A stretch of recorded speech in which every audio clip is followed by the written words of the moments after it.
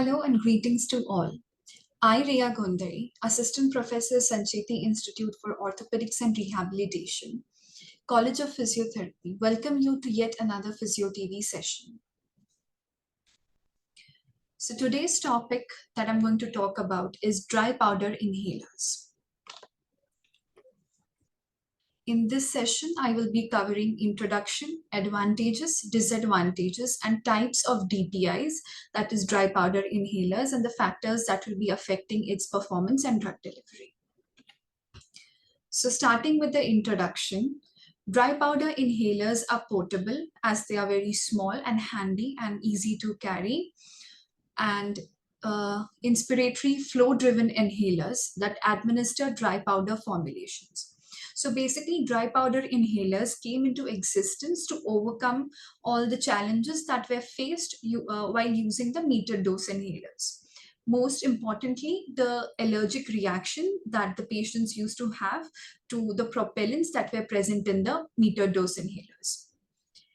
Patient's inspiratory effort. Here, when I say the patient's inspiratory effort, I am talking about the inspiratory flow rate and the volume inhaled by the individual that is using these inhalers. So they help to aggregate the small drug particles from the larger carrier particles and disperse the particles as aerosol. And I have already covered the mechanism of action of the aerosol deposition in the lungs in the previous session where I had talked about metered dose inhalers. Now coming to the advantages of dry powder inhalers. First is that it is small and portable. I've already talked about it, that they're very handy and can be taken everywhere along with the patient. It also has a built-in dose counter so that the patient does not have to keep a mental record of how many doses are left or how many doses need to be taken into the inhaler. Third, it is propellant-free. And so the risk of getting allergies from the propellants is negligible or null. Then it is breath actuated. So here, because it is breath actuated and because it is dependent on the patient's or the individual's amount of inspiratory flow and the inspiratory volume, so there is no need for hand breath coordination that was required in the metered dose inhalers. So this acts as an advantage. Next is short preparation and administration time. Most of the times, most of the times what happens in this is that the medication comes in the form of small tablets or blisters, and it is just broken up by the device itself and can be inhaled directly. So the patient does not have to meticulously sit and prepare any formulation for it. And hence it's easy for them to use. Next, we will see is the disadvantages of using a dry powder inhaler. First is the dependence on patients' inspiratory flow. So usually when patients who are asthmatic also have difficulty in having an adequate amount of inspiratory flow for them to take the aerosol particles deep into the lungs. And so there might be more chances of oropharyngeal deposition. Next, we have a patient is less aware of the delivered dose. So even if there is a dose counter present in the device, a lot of the times because it is breath actuated, so the person does not really know how much amount of drug is to be inhaled. And so that is why it can lead to a lesser amount of drug getting deposited than is required. And like I have said, because of the patient's inspiratory flow, there might be relatively high oropharyngeal impaction only if the inspiratory flow is inadequate. Vulnerable to ambient humidity or exhaled humidity into mouthpiece. So what happens is because there is a dry powder present in the inhalers, if proper precautions are not taken with respect to keeping the inhalers in a dry place and making sure that it is not exposed to the environmental humidity. So this needs to be taken care of. Also, another precaution that needs to be taken care of is that the patient or the individual who's using the inhaler, after inspiration, does not again exhale inside the inhaler, because what will happen is the humidity that is present in your breath will again expose the dry powder to humidity.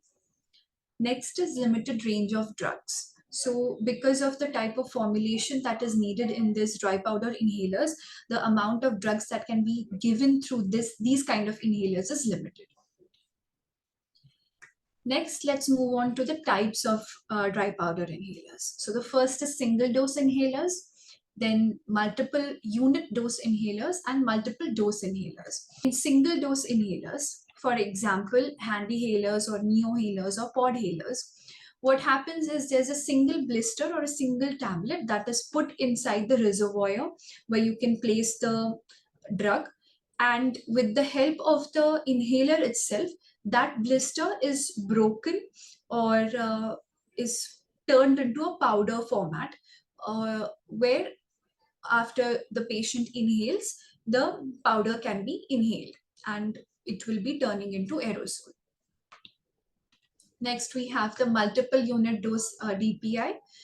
In this, what happens is there are blisters present, or say small tablets present, which are present in number of 4 or 6 usually.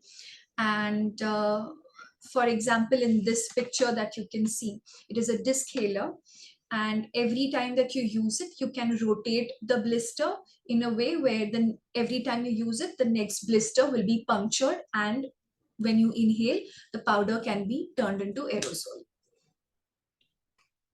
Next is multiple dose DPIs. In this, there are multiple blisters present inside the reservoir, and there is no need for you for the individual using it to separately put in blisters every time that they are using it.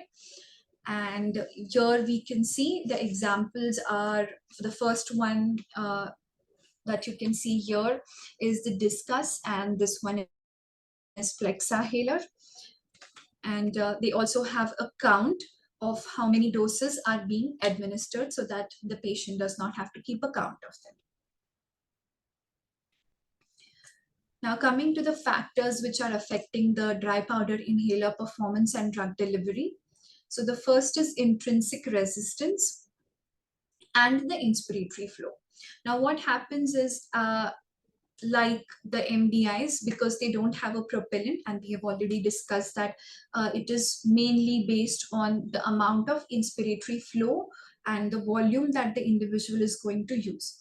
So in this, what intrinsic resistance means is that every dry powder inhaler that you see, be it of any kind, will have some internal resistance to it, which the individual that is using it needs to overcome in order for those particles to come out of the inhaler and to be deposited inside the lungs. So we need to make sure that the amount of inspiratory flow is always adequate and more than the intrinsic resistance that will be provided by the dry powder inhalers. Second is patient's inspiratory flow ability. Now, like I said, a lot of the times when the patients are asthmatic, will obviously have a little difficulty in having a good amount of or adequate amount of inspiratory flow. So this needs to be kept in mind, that if the patient needs to have a good amount of inspiratory flow to get the right amount of or the adequate amount of dry powder particles to be aerosoled and for them to be deposited. Next is exposure to humidity and moisture. Like I've already said earlier, that because it's a dry powder formulation, we need to be very sure about the formulation not coming in contact with the humidity that is present in the environment. Also, to make sure that the exhaled air does not go inside the inhaler, as it also increases the chances of just clumping up the powder. And if it's clumped up, then it will obviously not be working in the adequate manner. So this is one precaution that needs to be taken care of. These are the references. Thank you so much for being patient and listening to this session. I thank the Physio TV team for this opportunity. Thank you so much.